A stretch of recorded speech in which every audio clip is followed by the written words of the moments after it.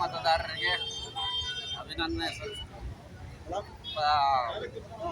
ಮೊದಲನೇದಾಗಿ ಕುಮಾರಣ್ಣವರು ಲೋಕಸಭಾ ಏನೋ ಒಂದು ಕ್ಯಾಬಿನೆಟ್ ಸೇರಿ ಒಳ್ಳೆಯ ಬೆಳವಣಿಗೆ ನಾಡಿಗೆ ಕೊಡ್ತಾರಂತ ಹೇಳಿ ಎಲ್ಲ ರೀತಿಯಲ್ಲೂ ಕರ್ನಾಟಕಕ್ಕೆ ಹೆಮ್ಮೆಯ ರೀತಿ ಮಂಡ್ಯ ಮತದಾರರಿಂದ ಇವತ್ತು ಒಳ್ಳೆ ಬೆಳವಣಿಗೆ ಸಿಕ್ಕಿದೆ. ನಾವೆಲ್ಲರೂ ಖುಷಿ ಪಡಬೇಕಾದಂಥ ವಿಚಾರ. ಹಾಗಾಗಿ ಈ ನಮ್ಮ ಕಮಲಾನಗರದ ಸುರೇಶ್ ಅವರು ಅಲ್ಲಿ ಜಯ ಒಂದು ಸಿಕ್ಕಿರೋ ಒಂದು ಬೆಳವಣಿಗೆಯಿಂದ ಎಲ್ಲ ಒಂದು ನಮ್ಮ ಕಾರ್ಯಕರ್ತರ ಮುಖಂಡರನ್ನ ಸೇರಿಸಿ ಇವತ್ತು ಸಿಹಿ ಹಂಚಿ ಒಳ್ಳೆಯ ಬೆಳವಣಿಗೆ ಅಂತಂದು ಕುಮಾರಣ್ಣ ಅವ್ರಿಗೆ ಇದು ಒಂದು ಹೆಮ್ಮೆಯ ಒಂದು ಬೆಳವಣಿಗೆ ಅಂತ ಹೇಳಿ ನಾನು ಈ ಸಂದರ್ಭದಲ್ಲಿ ಮಾತಾಡೋಕ್ಕೆ ಅವಕಾಶ ಮಾಡಿಕೊಟ್ಟ ಎಲ್ಲರಿಗೂ ತಮ್ಮ ಹೆಸರು ಸರ್?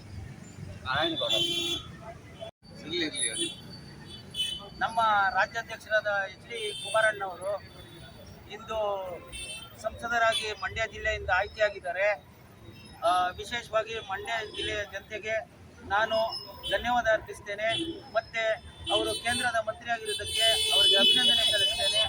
ಮತ್ತು ಇದೇ ಕ್ಷೇತ್ರದ ಮಹಾಲಕ್ಷ್ಮಿ ಲೇಔಟ್ ಕ್ಷೇತ್ರದಲ್ಲಿ ಶೋಭಾ ಕರಂದ್ಲಾಜೆ ಅವರು ಅತಿ ಹೆಚ್ಚಿನ ಮತಗಳಿಂದ ಗೆದ್ದಿದ್ದಾರೆ. ಅವ್ರಿಗೂ ವಿಶೇಷವಾಗಿ ಇಲ್ಲಿ ಕುಮಾರಣ್ಣನ ಪರವಾಗಿ ಮತ್ತು ಶೋಭಾ ಕರಂದ್ಲಾಜೆ ಪರವಾಗಿ JDS ಮತ್ತು BJP ಕಾರ್ಯಕರ್ತರು ಸಿಹಿ ಹಂಚಿಕೆ ಕಾರ್ಯಕ್ರಮನ ಏರ್ಪಡಿಸಿದ್ದಾರೆ. ನನ್ನನ್ನು ಬೆಂಗಳೂರು ನಗರ ಕಾರ್ಮಿಕ ವಿಭಾಗದ ಅಧ್ಯಕ್ಷನಾಗಿ ನನ್ನನ್ನು ಆಹ್ವಾನ ಮಾಡಿದ್ರು. ನನಗೆ ಈ ಕ್ಷೇತ್ರದ JDS ಮತ್ತು BJP ಪಕ್ಷದ ಮುಖಂಡರುಗಳಿಗೆ ನಾನು ಅಭಿನಂದನೆ ಸಲ್ಲಿಸ್ತೇನೆ.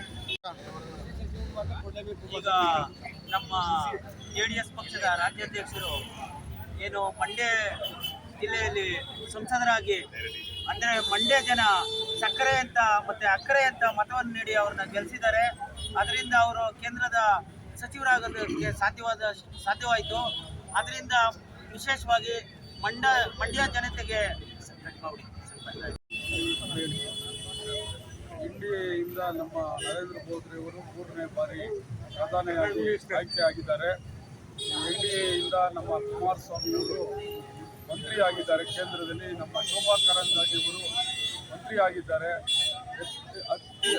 ಅತ್ಯಂತ ಅಧಿಕ ಮತಗಳಿಂದ ಇವ್ರನ್ನೆಲ್ಲ ನಮ್ಮ ಎಲ್ಲ ಜನರು ಜಯಶೀಲರನ್ನಾಗಿ ಮಾಡಿ ಇವತ್ತು ಕೇಂದ್ರಕ್ಕೆ ಕಳಿಸಿದ್ದಾರೆ. ಅವರು ನಮ್ಮ ರಾಜ್ಯ ಹೆಚ್ಚಿನ ರೀತಿಯಲ್ಲಿ ಸಂಘಟನೆ ಮಾಡಿ ನಮಗೆಲ್ಲ ಶಕ್ತಿ ಕೊಡಲಿ, ಇನ್ನೂ ಹೆಚ್ಚಿನ ರೀತಿಯಲ್ಲಿ ಪಕ್ಷನ ಸಂಘಟನೆ ಮಾಡೋಣ, ನಾವು NDAನ ಇದು ಮಾಡೋಣ, ಒಳ್ಳೆಯ ಒಂದು ಇದನ್ನು ಇದು ಮಾಡಬೇಕು ಅಂತ ಹೇಳಿ ಈ ಸಂದರ್ಭದಲ್ಲಿ ನಮ್ಮ ಎಲ್ಲ ಸ್ನೇಹಿತರು ಸಿಹಿ ಹಂಚೋ ಕಾರ್ಯಕ್ರಮವನ್ನು ಹಮ್ಮಿಕೊಂಡಿದ್ದಾರೆ.